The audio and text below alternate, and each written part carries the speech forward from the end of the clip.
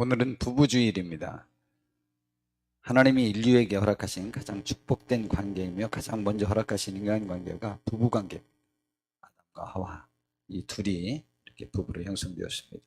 인류는 아담과 하와의 부부로부터 지금의 인류로 형성된 것입니다. 부부의 탄생은요, 홀로 지어진 아담이 혼자 있는 것이 좋지 않아서 하나님께서 그를 돕는 배필을 만들어서 아담에게 주신 것입니다. 그때 아담은 최고의 기쁨을 표현하며 기뻐했습니다. 그때 그 환호는 하나님으로 인하여 기뻐한 것보다 더 크게 아주 소리치면서 기뻤습니다. 그러나 곧바로 아담을 돕는 배필인 하와의 주도적 역할로 먹으면 죽기에 먹지 말라고 하나님이 금하신 선악과를 따먹고 인류는 타락하여 죽게 됩니다. 그 후 인류에게 벌이 주어지는데요. 여자에게는 임신의 고통과 공동번역의 표현대로라면 남편을 마음대로 주무르고 싶겠지만 도리어 남편의 손아귀에 들리라. 또 새 번역에서는 내가 남편을 지배하려고 해도 남편이 너를 다스릴 것이다 라는 벌이 주어집니다. 그러므로 복된 부부의 관계가 끊임없는 주도권과 권위 다툼이 생길 것을 말씀하신 것입니다. 그래서 사실은 부부의 가장 큰 문제는 주도권의 문제, 권위의 문제라고 저는 이렇게 생각합니다. 그래서 서로 나에게도 주권이 있다. 내 말을 따라야지, 내 말을 들어야지 라는 것이죠.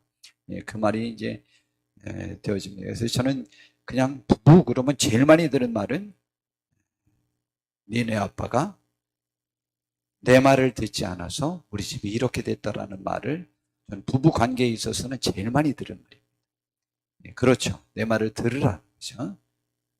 들으라는 것. 그로 인해서 이제 부부가 싸우고 다투고 그것이 되어지지 않을 때 문제가 생기는 것이죠. 그래서 인류가 하나님께 벌을 받아서 주어진, 어차피 이제 그 이후에 에덴 동산에서 떠난 부부는 이 세상의 모든 사람은 규정이 그 가르침이 우리들에게 적용되는 것이죠. 그래서 지금도 범죄의 결과물로 인하여 많은 가정의 부부들이 다투며 신음하고 있습니다. 다시 성경으로 되돌아가야 합니다. 부부 본연의 임무가 무엇인지를 알아야 합니다. 그리고 성경의 가르침대로 부부가 자기 고난밖의 것을 주도하려고 하지 않을 때에 진정한 축복의 관계로 회복이 될 것입니다. 우리는 오늘 하나님이 가르쳐 주시는 부부란 무엇인지를 배우는 복된 시간이 되시기를 진심으로 바랍니다. 이것이 인류를 구하는 시작이 될 것입니다. 하나님이 처음으로 부부를 만들었을 때의 부부 역할 기대와 아담과 하와의 부부 생활 상태에 관해서 살펴보고요.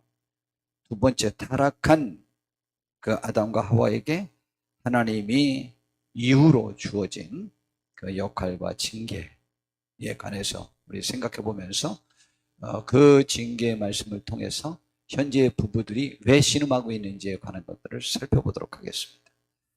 그 다음에 세 번째로 신약성경의 부부에 관한 가르침을 살펴볼 것이고요. 마지막으로 진정한 사랑의 가치가 무엇인지를 살펴보면서 우리 자신들을 돌아보는 귀한 시간 갖도록 하겠습니다. 하나님이 천지를 창조하셨습니다. 그리고 난 다음에 그 아담을 만들어 가지고 모든 것들을 다스리도록 했습니다. 그런데 이제 아담이 이제 짐승들의 이름을, 새들의 이름을 자기가 다 지어줬습니다. 그러니까 아담이 짓는 대로 그의 이름이 되었습니다. 짐승의 이름이 되었는데, 그런데 다른 짐승들은 다 쌍이 있었는데 아담에게만 돕는 배필이 없었던 거예요. 여자가, 그러니까 굳이 말하면 함수가 없었던 거예요.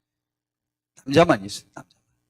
그래서 하나님이 성경 창세기 2장 18절에 보니까 여호와 하나님이 이르시되 사람이 혼자 사는 것이 좋지 아니하니 내가 그를 위해 돕는 배필을 지을 것이다 그랬어요.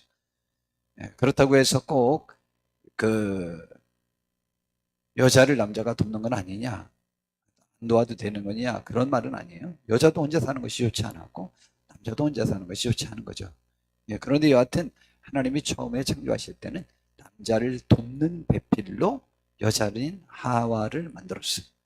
그래서 그를 만들어 가지고 하와, 이 아담에게 데리고 왔더니 23절에 아담이 그때 소리를 칩니다.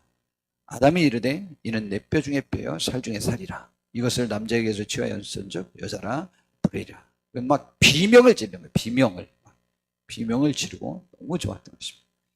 저는 이 설교를 준비하면서 제 아내와 결혼은 이야기를 하고 그 3개월을 준비하는 그 기간과 그 다음에 결혼식장에서의 그 기쁨, 그리고 그 첫날 밤부터 지냈던 그 날들을 생각하면서 너무 행복했던, 이렇게 행복하고 좋았던 일이 있는가 라는 것들을 생각하면서 이 말씀을 준비했습니다. 아담이 그때 그렇게 좋아했습니다. 근데 참 신기한데요. 불행한 가정은요, 결혼식을 올리면서부터 별로 기쁘지 않아요.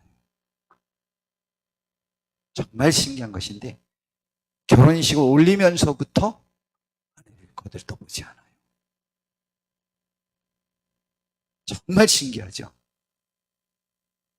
그들은 결국 그 가정들이 파괴됩니다. 거의 대부분. 정말 신기한 일들이 있어요.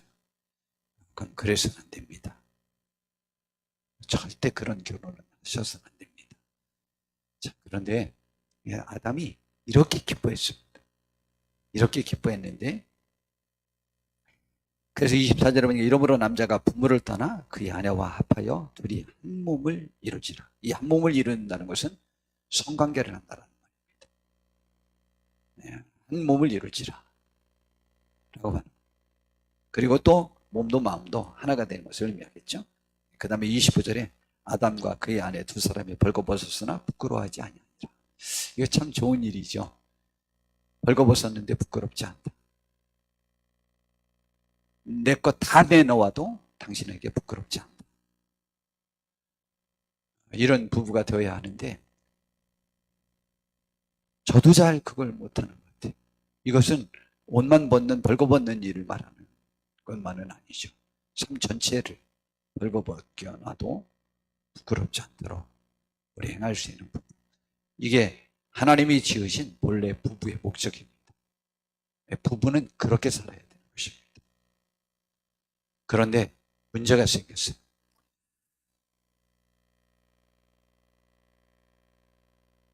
하와가 그 가정의 주도권을 행사하기 시작했습니다. 누구의 유혹을 받았냐면 사탄의 유혹을 받았어요.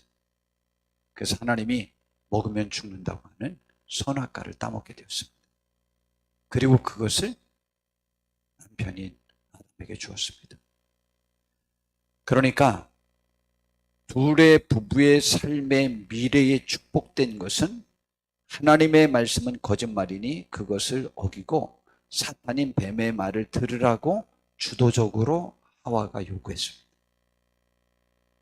신기하죠? 인류가 타락하고 부부가 신음을 하고 인류가 신음하게 되는 그 원인이 여자가 주도적 삶을 삶으로부터 시작이 되었습니다. 근데 여자가 그 주도적 삶을 살게 된 원인은요, 사탄이 와서 네가 억울한 입장에 처해 있다라고 하는 것을 말해주었습니다. 왜냐하면 하나님이 저 선악과를 먹지 말라라고 한 것은 네가 아담으로부터 하나님이 그런 말씀을 하셨다고 들었는데 그걸 먹으면 죽을까 봐서 먹지 말라고 그러는 것이 아니고 그것을 먹으면 눈이 밝아져서 선과 악을 구별하게 됨으로 인해서 하나님과 동등되어지고 같아질까 봐서 그것이 두려워서 하나님은 자기 권력, 자기가 누리고 지혜는 자기만 갖고 있으려고 그래서 그거 먹지 말라고 그런 거야. 굳이 말하면 피해의식, 손해의식, 억울한 의식, 미움의 의식을 갖게 하는 그런 사탄의 소리를 들었습니다. 그 소리를 듣고 정말 그 과일을 보니까 보암직도 하고 먹음직도 하고 지혜롭게 할 만큼 탐스러운 과일로 보였습니다. 여러분, 이때 이제 결론적으로 또 이것도 말씀을 드리려고 했는데 무슨 이유가 누리되었든 마음이 비었고 공허하면 문제가 생깁니다. 이게 마음의 의지가 견고하지 못한 사람들로 인하여 모든 불행은 시작이 됩니다. 여러분, 한번 내가 사랑하면 그 사람 끝까지 사랑하는 것이고, 하나님을 섬기기로 했으면 그 마음 흔들리지 않는 것이고, 내가 이 길을 가면 너무 그렇게 내가 흔들리지 말아야 돼요. 그런데 항상 내 마음은 비어 있어가지고 내 것에 대한 자신감이 없어요. 그리고 내가 항상 당한 것 같고 억울한 것 같고, 그러다 보니까 파괴적인 행동을 거침없이 하게 됩니다. 열등감이 없으면 그렇게 파괴적이지 않아요. 사람이 자존감이 높으면 그런 파괴적인 삶을 잘 살지 않습니다. 근데 사탄이 들어와서 그의 마음을 들쑤셔 놓으니까 바로 자기가 열등감이 생기고 손해본 생각이 드는 것이죠. 그래가지고 그걸 따먹고 남편에게 먹게 했습니다. 먹자마자 정말 눈이 밝아졌어요. 자기들이 벗은 것을 알게 되었고 그것이 부끄러운 것이라는 생각을 갖기 시작했어요. 그리하고 하나님과의 정상적인 관계가 깨져가지고 그전까지는 하나님의 음성만 들리면, 발소리만 들려도 제일 기뻐했던 그 하나님과의 관계가 깨지기 시작해서 하나님이 나타나니까 숨어버렸어요. 그래서 하나님이 인류를 찾게 되었습니다. 아담아, 내가 어디 있느냐? 왜 숨었는지 다 압니다. 그래서 하나님이 결국 그들에게 이제 벌을 내렸습니다.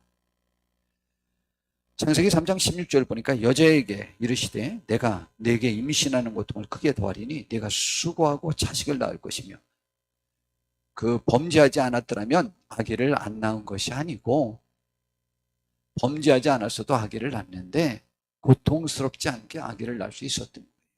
저 고통은 그 범죄로 인한 결과라고 성경은 말하고 있습니다. 그리고 내가 수고하고 자식을 낳을 것이며 너는 남편을 원하고 남편은 너를 다스릴 것이니라. 너는 남편을 원하고 남편은 너를 다스릴 것이니라는 말을 저는 이렇게 생각합니다. 결국 네가 범죄한 결과로 사실은 남편을 네가 무시하고 지배할 대상이라고 생각하는데, 결론은 너는 남편의 따스한 말 한마디, 손길 하나를 그리워하는 그러한 버림받는 여인이 될 것이다 라는 말로 저는 해석해요. 저 말을. 그런데 저것을 공동번역과 새번역에서는 뭐라고 번역을 했느냐면 이렇게 번역했어요. 남편을 마음대로 주무르고 싶겠지만 도리어 남편의 손아귀에 들리라. 또 내가 남편을 지배하려고 해도 남편이 너를 다스릴 것이다 라는 것이죠. 그런데 지금 우리 인류의 부부관계는 지금도 역시 제가 부부관계에 있어서 제일 많이 들은 것은 내 아버지는, 내 아빠는 내 말 듣지 않아서 우리 가정이 이렇게 됐어 라는 말이에요. 굳이 말하면 여자가 주도권을 져야 되는데 내 주도권대로 안 돼가지고 우리 가정이 파괴됐어 라는 원망의 말을 제가 가정에 관해서는 제일 많이 들은 얘기예요. 우리 성도님들은 이걸 제일 많이 듣지 않았는지 모르겠지만 저는 이게 제일 많이 들은 거예요. 그래서 가정에 무슨 문제가 일어나면 엄마로부터 말을 들었는데 아빠 책임이에요. 그게 제일 많아요. 참 불행한 거예요. 그 말은 끊임없이 주도권을 여자가 쥐고자 하는 다툼이 성경 그대로 나오는 것이죠. 그래서 계속 이거에 대한 싸움, 이거에 대한 갈등이 부부의 갈등. 이 문제가 지금은 이제 흔히 말하는 젠더 갈등, 성의 갈등. 그것으로 확산된 거죠. 그것이 이제 폭발된 거죠. 그래서 그 주도권을 찾아와야 된다는 것이죠, 여자가. 지금 이제 그러한 세상이 지금 막 전 세계에서 우리나라가 그 양성에 관한 그 여성, 남성, 그 젠더 갈등이 세계에서 현재 제일 첨예하게 대립하는 상황입니다. 그것이 첨예하게 대립을 하면 부부 관계는 청산해야 돼요. 정상적으로 그 부부 관계가 형성될 수 없습니다. 실제로 그 세상에 너무 섭섭해요. 그리고 부부 관계가 재미가 없습니다. 남처럼 살아야 되니까. 서로 침해하지 말고 요구하지 말고 해야 되니까 사실은 뭐 정상적인 부부 관계의 그 가치가 손상되게 되죠. 아담에겐 말했습니다. 내가 내 아내의 말을 듣고 내가 네게 먹지 말라 한 나무의 열매를 먹었은즉 땅은 너로 말미암아 저주를 받고 너는 내 평생에 수고하여야 그 소산을 먹으리라. 남자는 많이 피곤할 정도로 수고해야 된다는 거죠. 근데 그 피곤하도록 수고하는데 또 방해 요인이 있죠. 땅이 내게 가시던 물과 엉극이를 낼 것이라. 내가 먹을 것은 밭의 채소인즉 내가 흙으로 돌아갈 때까지 얼굴에 땀을 흘려야 먹을 것을 먹으리니 네가 그것에서 취함을 입었습니다. 너는 또 흙이니 흙으로 돌아갈 것이니라. 근데 일을 해야 먹고 사는데 정상적인 소출을 내는 것을 방해하는 것들이 많이 있을 거라는 거죠.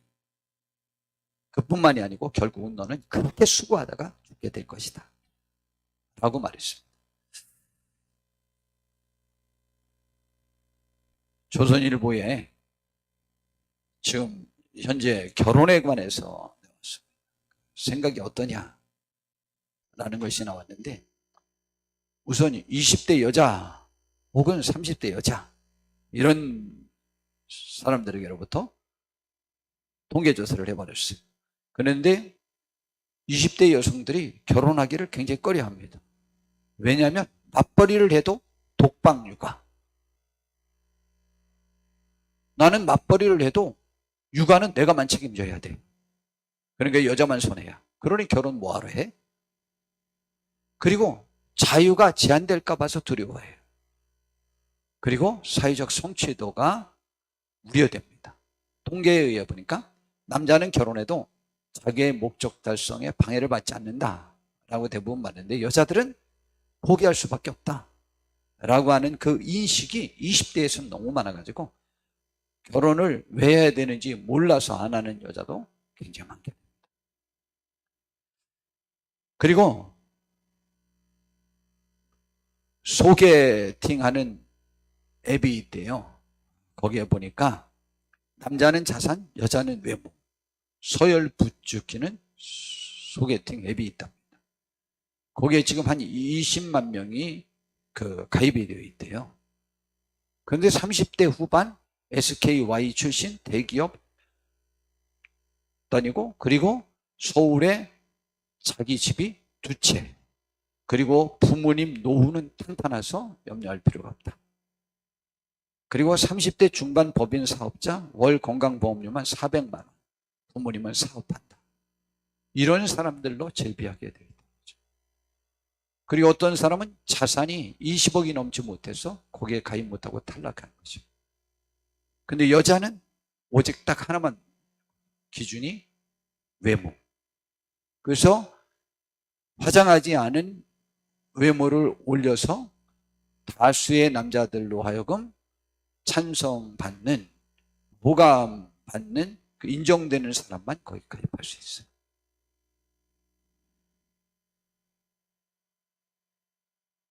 그리고 여자들은 데이트 폭력이 두려워서 여성들은 카톡을 캡처하고 통화를 녹음합니다. 근데 녹음해 놓는 습관은 괜찮은 것 같아요. 현재 모든 녹음은 불법이 아니에요. 불법인 것은 자기가 그 현장에 있지 아니한 곳에 도청기를 달아놓고 녹음한 것만 불법이고요. 예배 시간이거나 회의 시간이거나 대화한 것이나 통화한 것이나 무엇이든 다 상대방에게 말하지 않고 녹음해도 다 불법이 아니에요. 다만 그 녹음을, 그 사실을 유포하면 유포죄에 해당합니다. 그건 유포하면 안 돼요. 법정에서만 사용해야 돼요.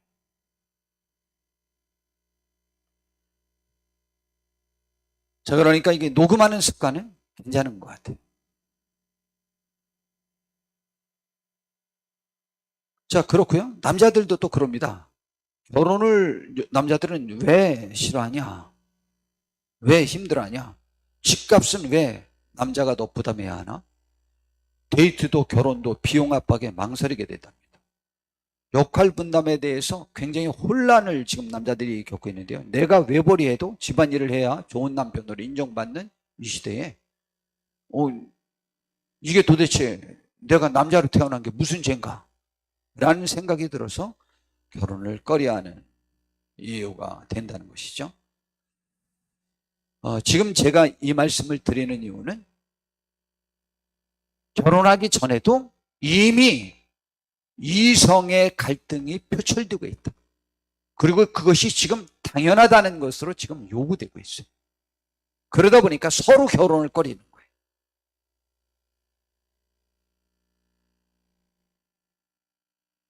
저는 이렇게 생각합니다. 여하튼 모든 부분에 있어서 가장 큰 문제는 이사야 26장 3절에서 4절에 주께서 심지가 견고한 자를 평강하고 평강하도록 지키시리니, 심지가 견고한 사람은 마음의 의지가 견고한 사람이에요. 마음의 의지가 견고한 사람인데, 이 마음의 의지가 견고한 사람은요, 이렇게 그러한 현대 어떤 이론들에 별로 흔들리지 않습니다. 그러한 젠더 이론, 이런 것들에 인해서 별로 흔들리지 않고, 복된 가정은 누가 이루나 거기에 관심이 많습니다. 그런데 저 사상에 충실하면 제가 장담하건대 재미없는 부부가 돼요. 그러면 더 재밌을 거라고요? 한번 해보셔요. 재밌는가? 더 재밌지 않아요. 왜냐하면 이 의식에 의해서 결혼을 하면 현재 결혼 대상자 중에 이런 거 있습니다. 결혼 대상자 중에 꺼리는 대상이 누구냐? 남자는 90%가 상대 여성이 페미니스트냐, 남녀 평등 사상을 주장하는 강력한 여성이냐, 이 여자가 제일 싫다는 거예요. 그러면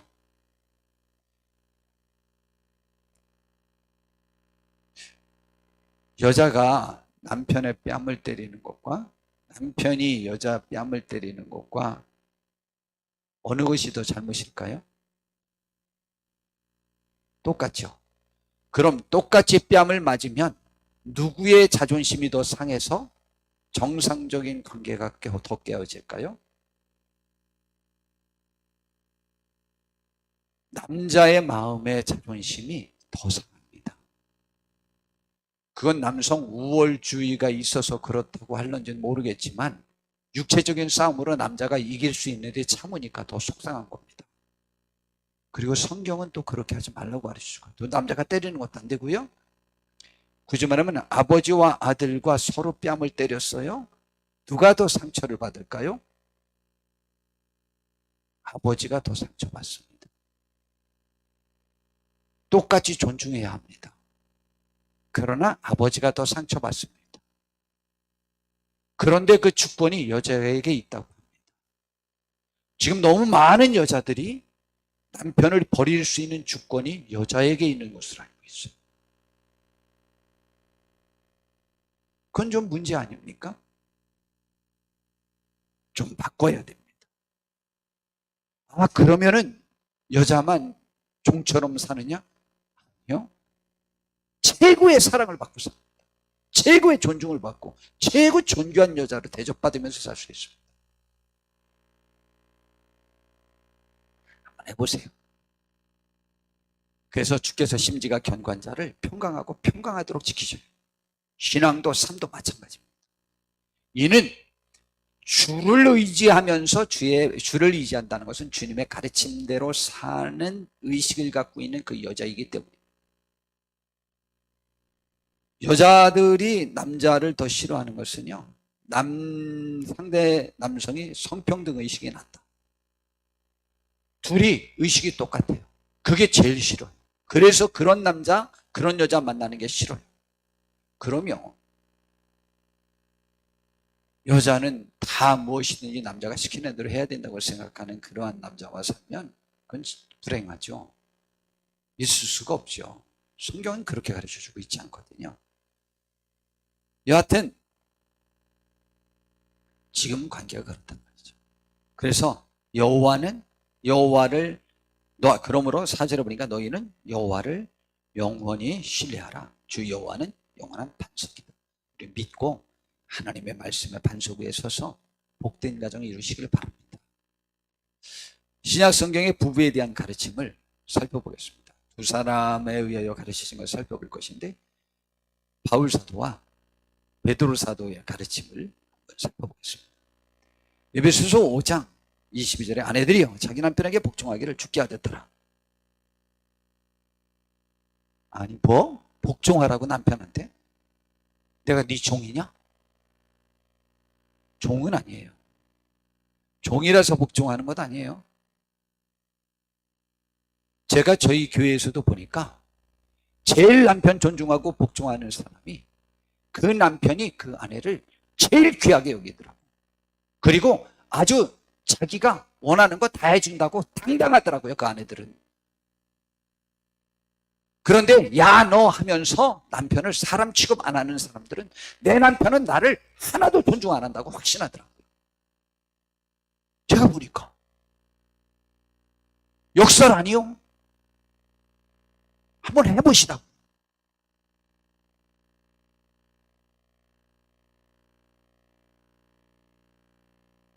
이는 남편이 아내의 머리됨이니 그리스도께서 교회의 머리됨과 같음이니 그가 바로 몸의 구주시니라. 그러므로 교회가 그리스도께서 하듯 아내들도 범사에 자기 남편에게 복종하지. 머리가 좋아요? 꼬리가 좋아요? 몸통이 좋아요? 뭐가 좋아요? 아니 교회 좀 머리가 돼서 좀 열심히 해보자고 그랬더니 거의 대부분 싫어하시던데요. 큰 교회는 이제 기도만 안 시켜도 교회 떠나긴 하지만 머리 된다는 것은 책임자요. 아내를 위해서 죽어주라는 얘기인데, 아내를 위해서 죽어가는 그 남편을 위해서 복종하고 존중하고 순종하라는데, 그럼 남편은 어떻게 하느냐? 남편들아 아내 사랑하기를 그리스도께서 교회를 사랑하시고 그 교회를 위해 자신을 주신같이 하라. 남편들은 아내를 위해서 자기 생명을 바쳐라. 그만큼 사랑하라는 건데, 그 남편에게 순종하고 따르는 것, 그 뭐가 그렇게 안 되는 거죠? 아, 남편이 남편 같아야 된다고요? 참 그게 뭐가 문제인지는 잘 모르겠는데, 좌우지간 이 주도권을 지려고 하는 의식은 에덴 동산에서부터 여자에게 먼저 있었다는 사실만은 분명하니까, 그거는 좀 그런 것 같아요, 제가 보니까. 여하튼 성경은 그렇게 말했습니다. 그리고는 그 이후에 쭉 설명했는데, 남편들은 아내가 아무리 부족한 것이 있어도 예수님이 우리의 죄 때문에 대신 죽어줄 이유를 생각해서 죽어주어서 우리가 천국에 가서 죄 없는 사람처럼 당당하게 하나님 앞에 서서 모든 것을 누릴 수 있는 특권을 얻은 사람처럼 행할 수 있도록 예수님이 우리를 위해서 대신 죽어주어서 그 일이 가능하도록 해줬듯이, 아내가 남편이 아니면 사람 구실을 할 수 없고 남 앞에서 나설 수 없는 사람이 된다고 할지라도 남편 때문에 큰 소리 치면서 당당하게 살 수 있도록 해줘라. 이게 사랑이다. 예수님은 그 방법을 위해서 죽어주시기까지 죽어주셨지 않았느냐. 이게 사랑이다. 남편은 머리가 되었으니까 머리로서 책임지고 아내를 위해서 죽어줘라. 이런 말씀이죠. 뭐 죽어 지내라는 말도 맞을 것 같으네요. 이게 부부입니다. 얼마나 행복하겠어요? 이렇게 해서 너무 좋지 않겠어요? 이렇게 사세요. 이게 부부예요. 고린도전서 7장 1절부터 4절까지 바울 사도가 부부에 관해서 실제적인 부분을 이렇게 말했어요. 너희가 쓴 문제에 대해요. 부부의 문제에 대해요. 아니면 남자가 여자를 가까이 아니함이 좋으나 사실 결혼 안 하고 나처럼 주님을 섬기는 것이 좋긴 더 좋다 이 말이에요. 그런데 음행을 피하기 위해요. 남자마다 자기 아내를 두고 여자마다 자기 남편을 두라. 여자나 남편이나 배우자가 없으면 주님의 일에 더 전념할 수는 있긴 한데 사실은 배우자가 없으면 음란해질 수 있지 않냐. 그리고 음행할 수 있지 않냐. 그러니까 그러지 말라. 그러니까 결혼해라. 그러니까 성경에서요, 결혼의 목적에 관해서 한 가지를 말했어요. 하나님은 창세기에서 생육하고 번식하라라는 것을 말했는데, 그건 결혼한 부부에게 말한 거고, 아담과 하와에게 말한 거고, 그러나 결혼할 목적을 둔다면 성관계하기 위하여 결혼하라. 이렇게 가르쳐 준 거예요. 그렇죠? 결혼의 목적의 1위는 성관계예요.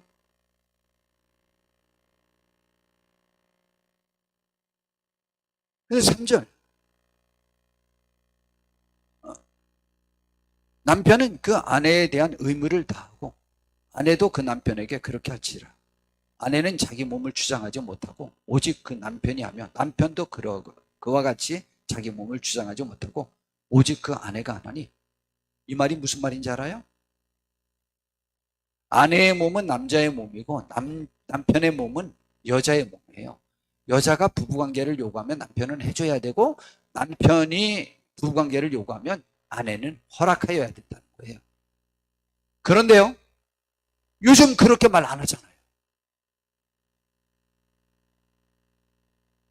그러니 내가 부부인가? 내가 결혼 생활을 하는 건가라는 회의에 빠지는 거죠. 공허해지기 시작하는 거죠. 부부가 서로 공허해요. 아내는 자기 몸을 주장하지 못하고 오직 그 남편이 하면 남편도 그와 같이 자기 몸을 주장하지 못하고 아내가 한다고 그랬어요. 그래서 서로 분방하지 말라.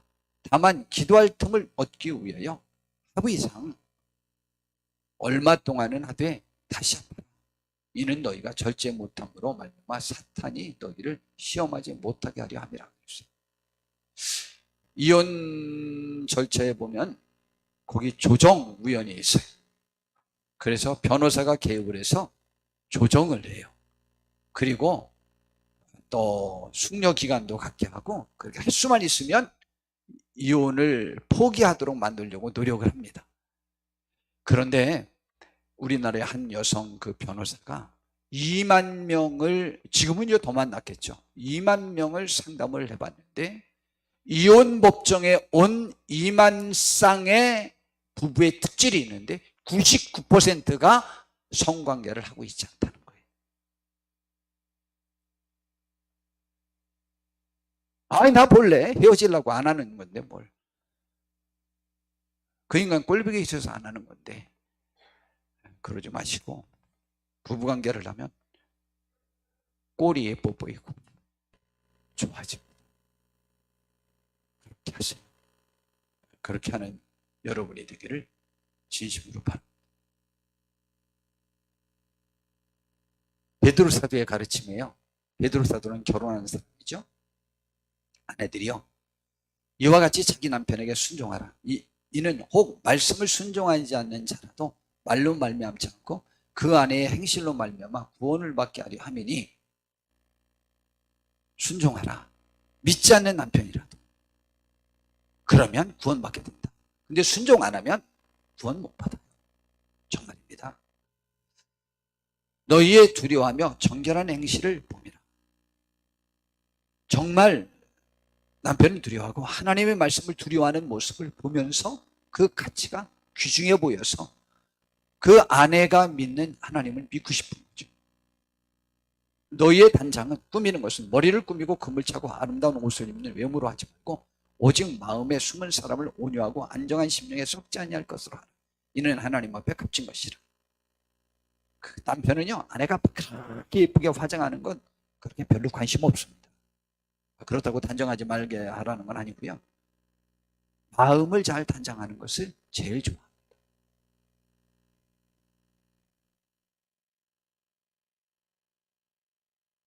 전에 하나님께 소망을 두었던 거룩한 부녀들도 이와 같이 자기 남편에게 순종함으로 자기를 단정하였나니 사라가 아브라함을 주라 칭하여 순종한 것 같이 너희는 선을 행하고 아무 두려운 일에도 놀라지 않으면 그의 딸이 된 것이니라.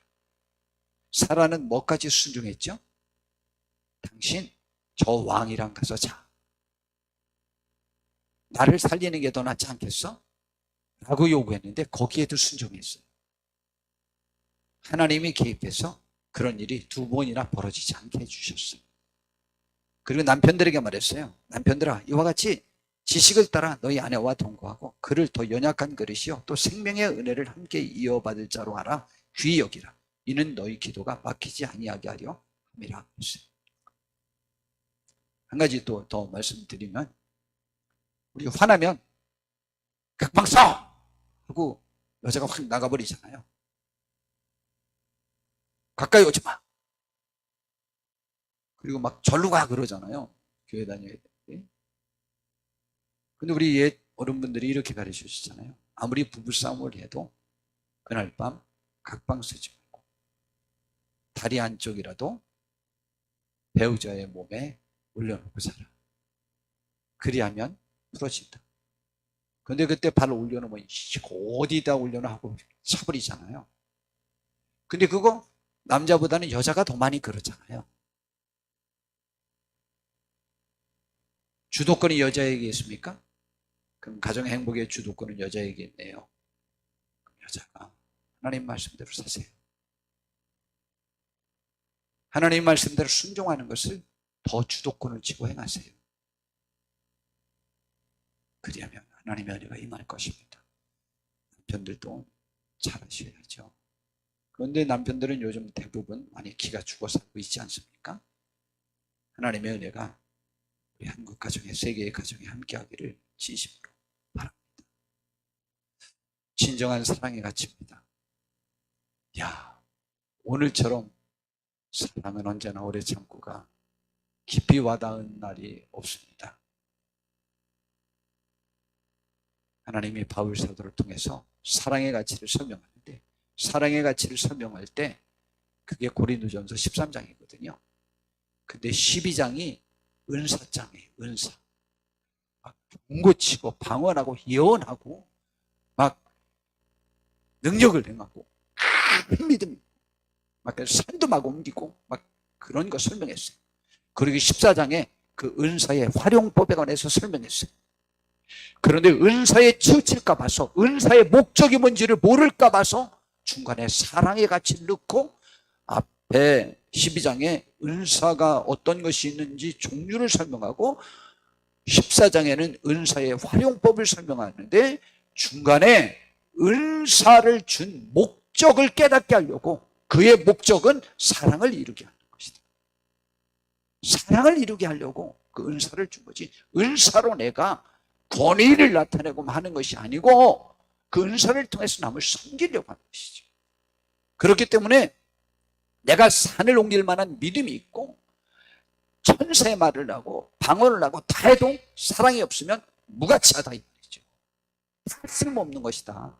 사랑을 이루기 위해서 그걸 하는 것인데, 사랑을 위하여 내가 돈을 버는 것이고, 사랑을 위하여 내가 건강한 것이고, 나 사랑을 위하여 내가 출세한 건데, 그거로 내가 배우자에게 권세를 휘두르려. 아내가 돈이 더 많고 더 영향력이 있어 봐요. 때가 되면 남편 쫓겨날 가능성 굉장히 많습니다.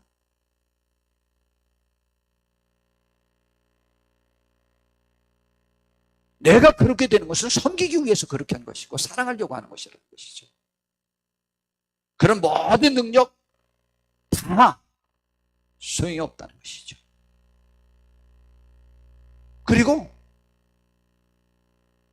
천국에 가면 다 소용이 없고 딱 하나만 남는다, 사랑. 그러니 내가 뭘 자랑하려고 하느냐? 사랑은 어떻게 하느냐? 그러므로 사랑의 가치가 최고라는 걸 지금 성경은 가르쳐주고 있잖아요. 사랑은 오래 참고, 사랑은 온유하며, 사랑은 돈이 아니에요, 권력이 아니에요, 시기하지 아니하며, 사랑은 자랑하지 아니하고, 교만하지 않고, 불행하지 않고, 자기의 유익을 구하지 아니하며, 성내지 아니하며, 악한 것을 생각하지 아니하며, 불의를 기뻐하지 아니하며, 진리와 함께 기뻐하고, 모든 것을 참으며, 모든 것을 믿으며, 모든 것을 바라며, 모든 것을 견디는 거예요. 사랑은 언제까지나 떨어지지 아니하되 예언도 패하고 방언도 거치고 지식도 패하리라. 그리고 결론적으로 그런즉 믿음, 소망, 사랑 이 세 가지는 항상 있을 것인데 그 중에 제일이 사랑이에요. 우리는 그러한 큰 축복이 우리에게 있기를 바랍니다. 우리들의 가정이 주님의 말씀으로 치유되고 회복되어지는 축복이 있기를 바랍니다. 부부는 주도권 다툼의 장으로 지금 하와가 그랬듯이 더 점점 그렇게 변하고 있어요. 부부는 주도권 다툼의 싸움이 아니고 내 할 일을 생각하고 내 할 일을 잘하고 사랑을 하려 힘써야 돼. 사랑이 무엇인지를 알아야 돼. 아무리 산을 옮길 만한 믿음이 있어도 아무 소용이 없대요. 사랑이.